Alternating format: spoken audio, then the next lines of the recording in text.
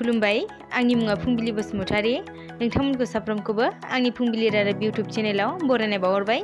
दिनै 22 जानुवारि 2022 मायथाइ नोंथांमोननिसिम आं दिनै आरोबाव माखासे गोदान रादाब लाना फैदों। आसा खालामो नोंथांमोना दिनै बे आंनि भिडिअखौ जोबजासिम नायलांगोन होनना।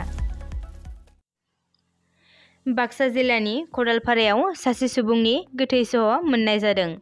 दाखालि थांनाय हरनि बिस्थिबारखालि गंसे सिनाय मोनै गारिया AS 28B 9080 नाम्बारनि स्कुटि गारिखौ सौख्लायनानै गालांदों। जाथाया तामुलपुर महकुमानि माजदिया गामिनि मिथुन बर'आ आलासि जानानै गावनि न' फारसे थांगासिनो दंमोन। बे समावनो सिनाय मोनै गारिजों सौख्लायजाना जायगायावनो जिउ गोमायो। खाथि खालानि सुबुंफोरा जाथायखौ फुंनि समाव मिथिना पुलिसनो खौरां हरो आरो पुलिस बिफाना गोथै देहाखौ बोखांफैयो। लावखार ओंखाम जाग्राफोरनि थाखाय दुखुनांथाव खौरां।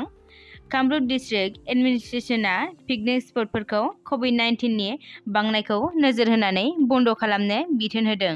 10टा पिकनिक स्पटफोरखौ पिकनिक जाग्राफ्रा कभिडनि आयेनफोरखौ मानियैनि थाखाय बन्द खालामनो बिथोन होदों।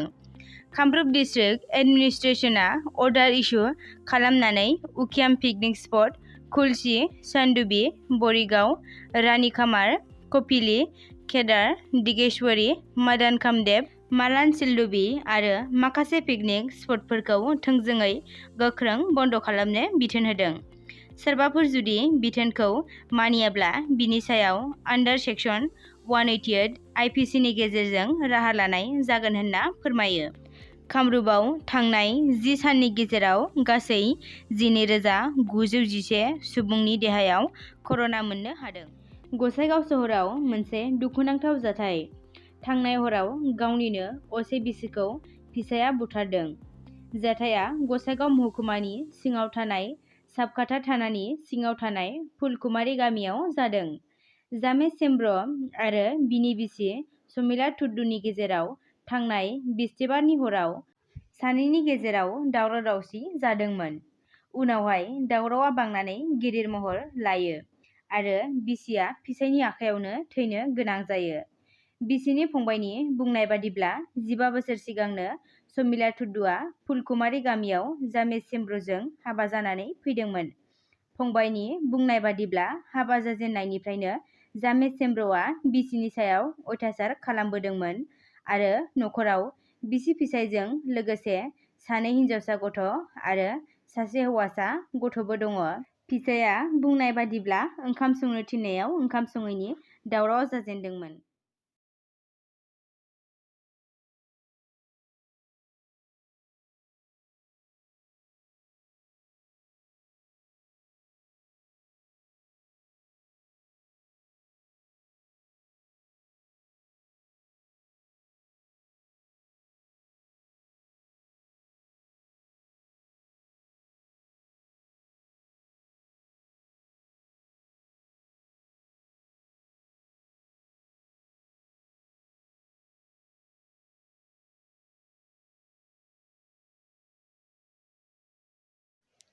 आसामनि गलाघाट जिल्लायाव मासे लख्राया साहा बागानाव खामानि मावबाय थानाय सुबुंफोरखौ गाग्लोबनायनि थाखाय लख्राया खामानि मावग्रा सुबुंफोरनि आखायाव थैनो गोनां जादों। खौरांगिरिफोरनि बादिब्ला गामियाव खामानि मावबाय थानाय सासे सुबुंखौ लख्राया गाग्लोबनायनि थाखाय गामिनि सुबुंफोरा लख्राखौ बुथारो आरो जोखोम जानाय सासे सुबुंखौ खाथिनि हस्पिटालाव दैथायहरो।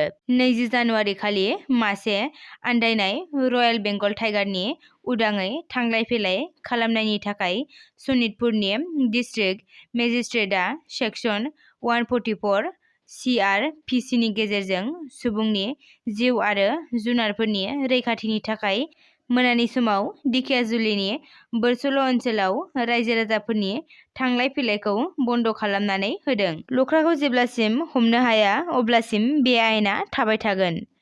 थांनाय बोसोराव आसामनि डिब्रुगड़ जिल्लायाव जिल्लेबारि गामियारिफोरा मासे लख्राखौ बुथारनानै बिनि बेदरखौ जादोंमोन। थैनायनि सिगां लख्राया 7 सुबुंखौ जोखोम खालामदोंमोन। दिनै रादाबा एसेनोसै। नोंथांमोना जुदि दिनै बे आंनि रादाबखौ नायनानै मोजां मोनदोंब्ला लाइक, शेयार आरो आंनि फुंबिलि रादाब इउटुब चेनेलखौ साबस्क्राइब खालामनानै थुलुंगा होनो हागोन। गोजोन्थों।